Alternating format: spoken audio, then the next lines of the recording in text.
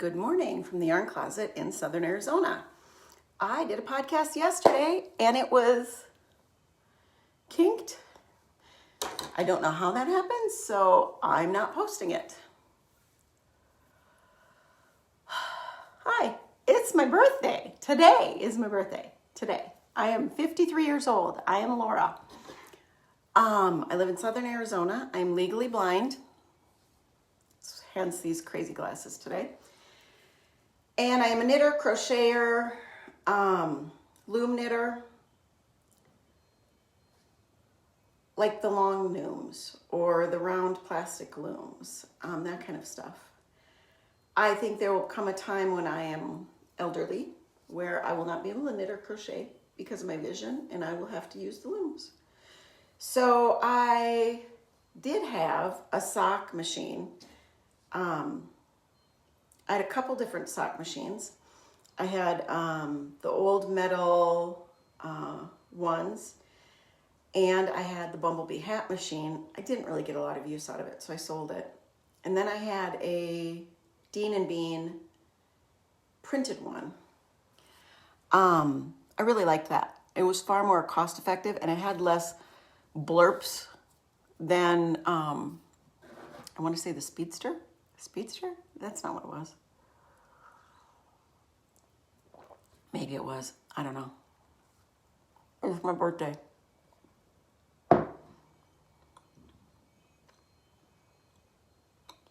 Oh, it's on that side too. So yesterday we went to Panda Express. We live in a small town of about 5,000 people. We don't have a lot of restaurants. So we drove up to Vail, which is a suburb south of Tucson, and had Panda Express. And then we went to Crumble, and we got one of every variety. And they had the birthday cake. I didn't like it. It had cream cheese frosting, and I'm not a fan of that. But this one is the regular chocolate chip cookie. My husband says it has no real flavor.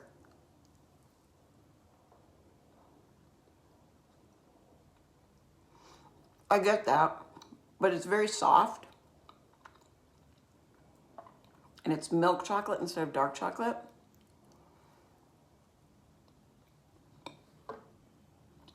You know which one I like the best? The sugar cookie. Because it had almond in it.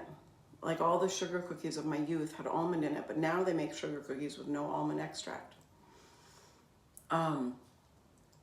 So that was fabulous. I will apologize to all of you for not being here last weekend. The week before that weekend, in school, my daughter had an allergic reaction. Here's some things I have learned because of it. Let me share. Girls, when they are starting puberty, as my 9-year-old is, they believe she'll be having her period before the end of the year, which terrifies me to have a 10-year-old with a period. But I've been preparing her the best I can, and now they have these things called period underwear, which sounds disgusting to me, but apparently all the little girls prefer those to the other options. But what I found out is during this time, the hormones can completely change their reaction to stuff. And at different times in their cycle, they can have a greater reaction to something versus a week later. I've learned so much more about the female stuff than when I had any female stuff. You know, we didn't know. Nobody told us, we didn't know. They do have in 5th grade, which is next year, they do have a class, usually in the first quarter, about the boys are separated out and they have it about their puberty, and the girls are separated out and they have it about their puberty, and they get to ask questions about the other gender without them being present.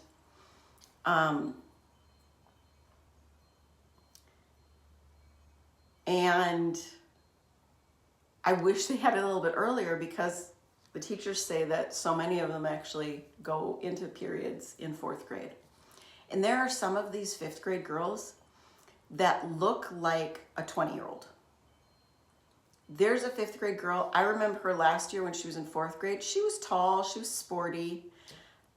This year, she's 5'6". She's bigger chested than I am. She looks so grown up. It's amazing to me. I remember my niece, when she was 11, had a size 9 shoe and was 5'6", 5'8", somewhere in there. And because my daughter's going to be tall, we just measured her, and she was 58.5 inches. They estimated her to be a 6'1" female, fully grown. And she's going through a growth spurt, and I think my 16-year-old is going through a growth spurt because, 6'2" wasn't enough for him. So tall is in there. But anyway, she had this really bad allergic reaction, and because it was testing week, and all she said is, I don't feel good, the teacher said, oh, just put your head down on your desk. And my daughter was having a different kind of reaction than she would normally have to like fresh strawberries. And so she didn't realize it was an allergic reaction that she was having. By the time they were done testing and she was able to leave and go to the nurse's office, she was bright red. So if your face becomes bright red, that's allergic reaction. She had no temperature. The nurse, because I was at school, immediately called me, and I went over and I immediately gave her Benadryl. We figured out that she'd had a grape and a pineapple Lifesaver. Lifesavers use natural ingredients. They use strawberry natural flavoring to flavor grape. They use grapefruit natural flavoring to flavor pineapple. I'm allergic to grapefruit. So now we're thinking my daughter's probably also allergic to grapefruit on top of strawberries and penicillin and rabbits. And then my husband had to have 3 teeth removed due to a massive infection he had going on. He has a genetic disorder, which affects his autoimmune, his liver, his lungs. He also has pulmonary fibrosis and bullous emphysema. So all of the lung effect also affects his heart. But the underlying autoimmune thing is starting to show up at different times over the years. Like when he had appendicitis, it went into systemic sepsis pretty quickly. And so this kind of got out of control really fast, and they didn't catch it when he went in the week before, that it was also on the other side. So it was just a rough week. He had to be on antibiotics and having teeth removed because it was so bad. He just had to have them removed. There wasn't any other option. It was a rough week. So thank you for sticking around and being gracious when I miss a week. We are now on fall break.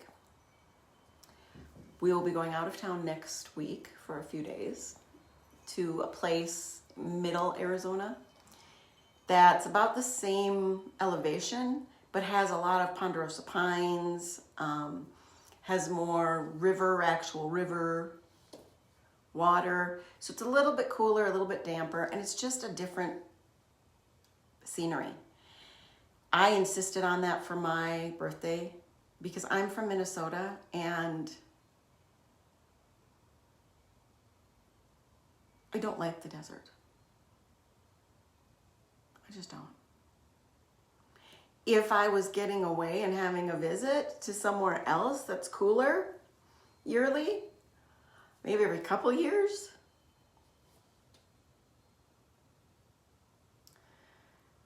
then maybe it'd be easier for me.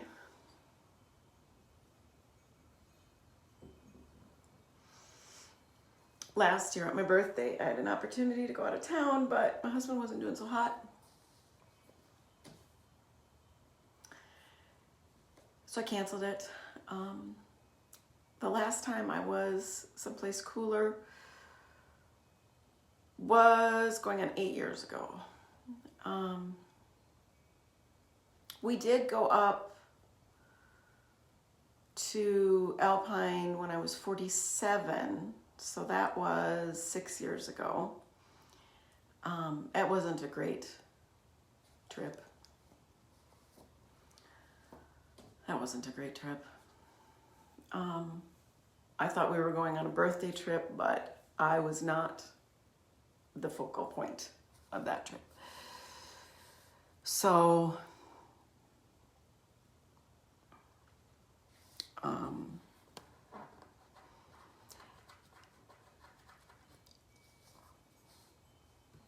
sometimes it's just hard being mom.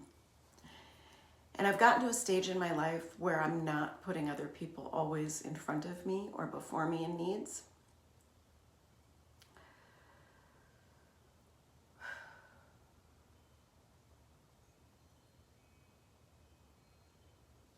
But I'm just at a difficult stage in life right now. We had the book fair last week at school, which was fun and different, but it's emotional. Because you've got little kids, they don't understand money.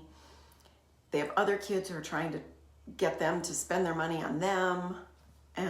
It's tough. It's hard on me. I should be getting my check next week for that day that I got paid. So that'll be fun. I don't know if there'll be that many other days during the year. The other librarian doesn't tend to take a lot of time off.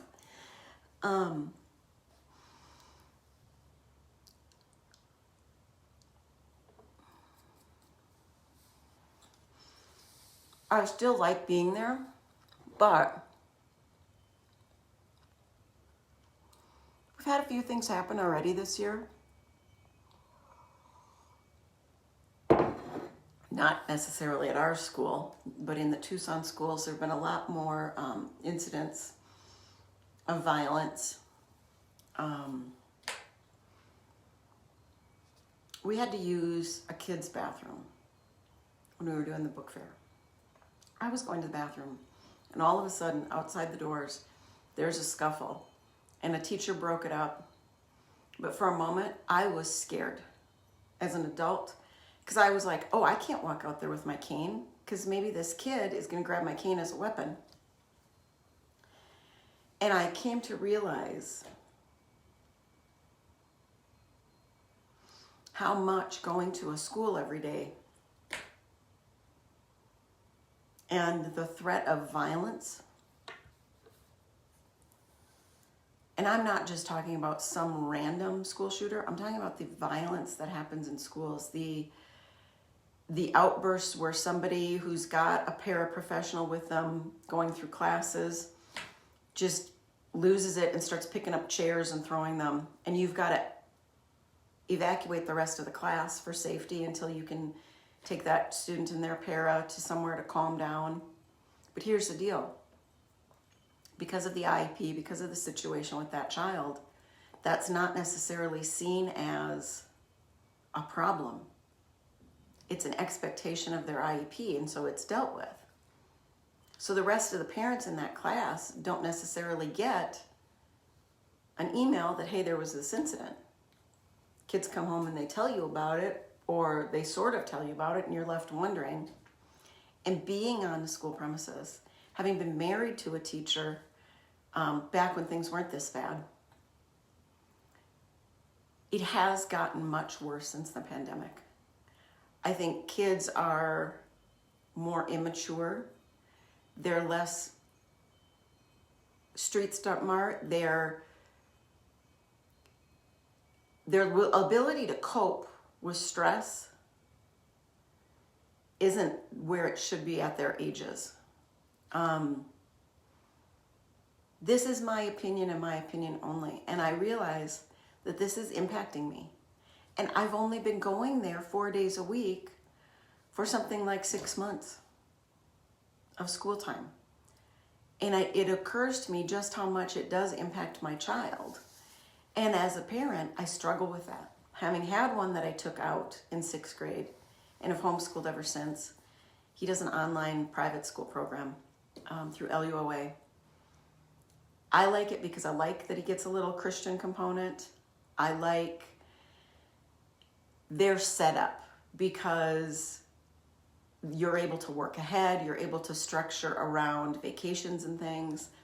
I was able to sign him up for these specialized classes that give him a little bit more taste of if he does online college, what that'll be like. And I feel like he got a lot of social in the beginning. The pandemic screwed that up for everybody. So I weigh that for what do I do about my daughter? Right now, she likes going to school because I'm there. It gives her an extra sense of security.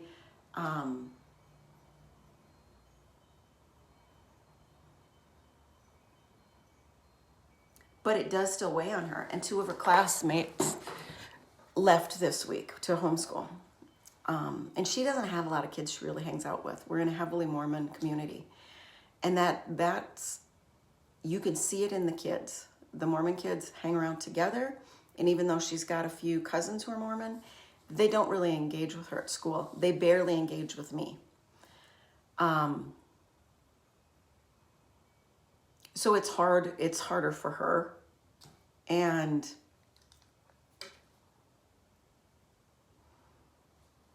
I don't know. It's really, I realize how much emotionally it's really impacted me, like how much my anxiety rises as I'm going to school. And a lot of people would say, well, go get on some meds for it. I don't want to do that. I'm really enjoying feeling my feelings, feeling them and letting them go. It's okay to feel your feelings and to learn that it will pass.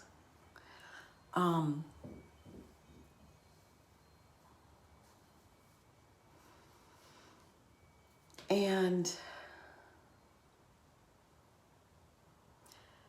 the hair has gotten to that point again where it's now long enough that it's just kind of dragging down my face.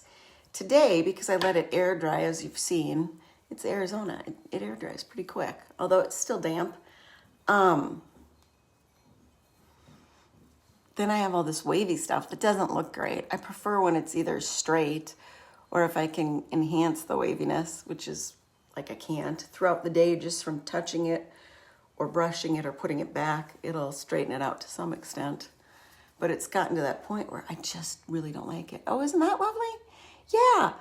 We had an incident this morning. I'm watching my aunt's cats, and this is not from her cats.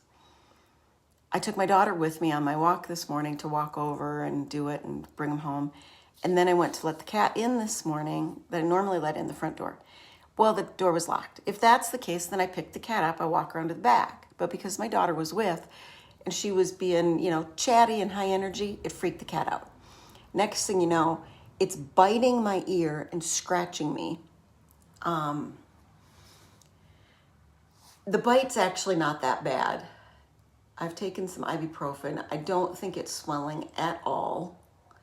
And I've taken a shower and I've cleaned it a few times, like beforehand, and I cleaned it with multiple different things. The first one was with chlorhexidine, which is going to get the antibacterial, antifungal, put some triple antibiotic on it. Then I took the shower, shampooed everything, soaped everything. Then after that, I cleaned it with alcohol, put on more triple antibiotic. I don't think I'm going to have any cat scratch fever, any reaction. You do tend to have more reaction to cat scratches than dog scratches, but the reason that is indoor cats who are constantly in litter boxes and in their own feces and urine. Because my cats are indoor-outdoor, and I clean my litter boxes multiple times a day, I'm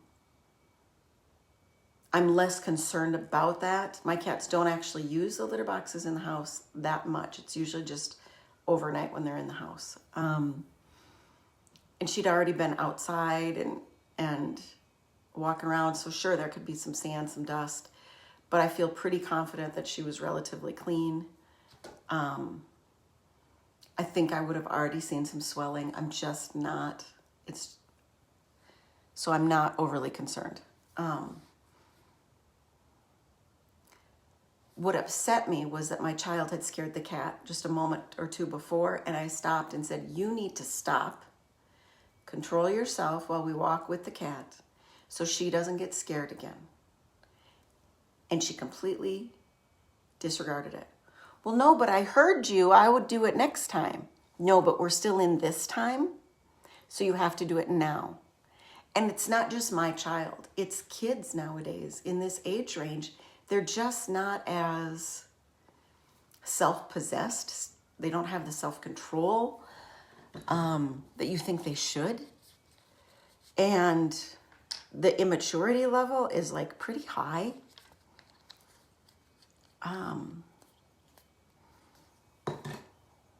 It's crazy. It's pretty darn crazy. I'm really hopeful that it's cool next week and we enjoy our little trip. It's about a 5-hour drive, so they'll be stopping to eat out. That's all my kids really enjoy about the trips. My son enjoys nothing. Let's be honest, he enjoys nothing. She enjoys the eating out. He may enjoy it if it's also cool, because he's like me and likes the cool weather. He's more my complexion. And my husband really doesn't like the driving, nor does he like cool weather.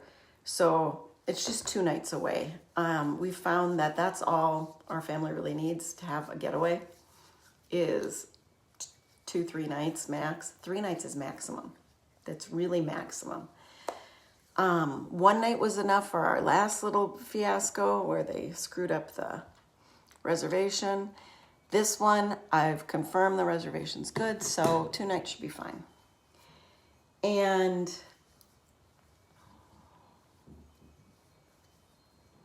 I want to say thank you to Irene and to Sandy and to Sandra and to Bethany and Sarah and Emily. That includes, these are all Patreon folks that are watching me for free on Patreon. I'm not real consistent over there, but you do get some free Reiki, and there is Reiki in the shop over there.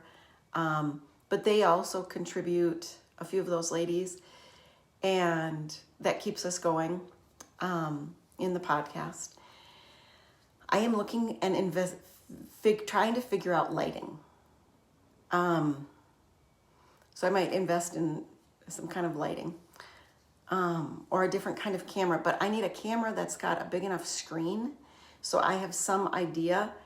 Otherwise, if I'm just talking to a camera without being able to have some reference, that's not fun for me. Because even though I see a blurry vision of myself, it's kind of like I'm talking to another person. It's that blind business. And I feel you more. If I'm just looking at a camera, because I did that a few years ago, I didn't want to do it. And let's be honest, I'm here for you, but I'm also here for me, because I don't have any real life friends to do anything with. So there's that. And I'm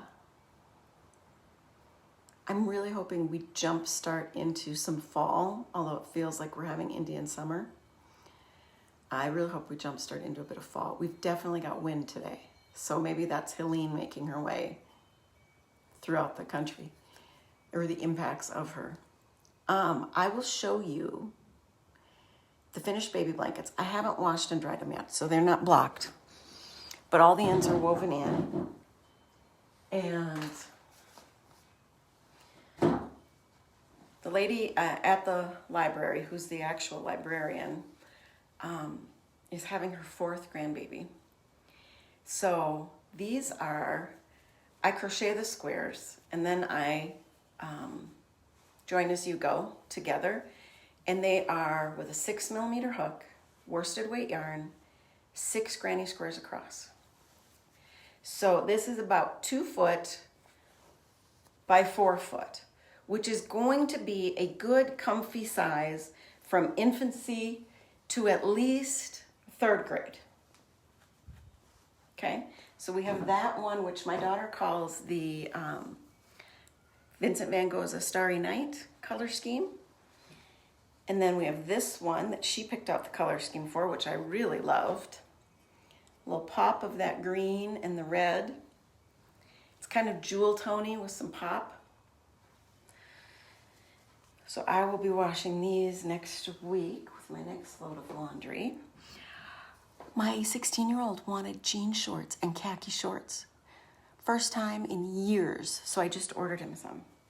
This was our John Deere color scheme. A little rustiness and some greens, some John Deere, a little gray for the metal. So that's 3 boys and then 1 girl. Her daughter-in-law is having a boy, already has a boy and a girl, and then her other son already has a boy. I think they're all 3 and under. So you can't make just a blanket for the baby. You gotta make one for the siblings, and then you gotta make one for the other little one that they're always with. So it gave me something to do and I enjoyed it. And then her son, who works for us, who's only 19 and works at the school in the IT department, he should put another clip on this. He's helping me get our laptop up in sanity again. So I decided, he said he kind of likes blues, greens, reds, and so I thought of that jewel tone one. So these are 9 across, and if it's 9 across, I make the border at least as big as 1 square in how it, I take half of this, so this would be like 5. So I will do at least 5 rows of granny square around in the border before I do 2 or 3 rows of single crochet. So that will give me the width of 1 more square. So then my squares will be on the bigger blanket. Here, let's just measure it with my yardstick. I don't know why I said that dumb. Okay, yardstick. Crossed 3 is 32 inches plus 10 inches is 42 inches. So it will be, instead of being 2 feet across, it'll be a little bit more than 3 feet across, which is exactly what I wanted. And I may only do 4 rows around for the border then, because I wanted something that was a little more than 3 feet wide for an adult size person. And then because 6 versus 9 is 1.5 increase. So if it's currently 4 feet long, 1.5 times that means it's going to be 6 feet long. So it's going to be about 6 feet by about 3 feet.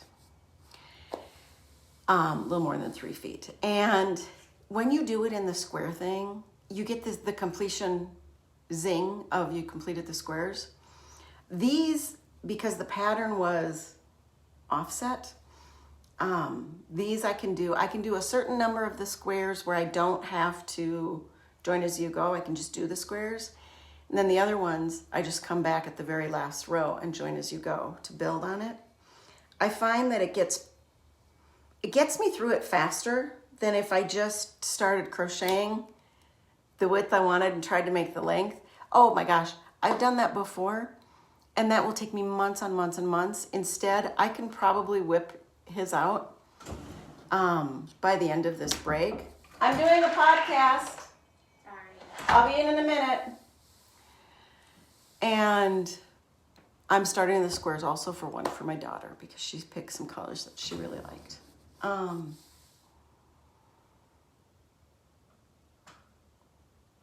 That's all I got. That's all I got. Do the best you can. Look with your heart first. Thanks for being here. I really appreciate it.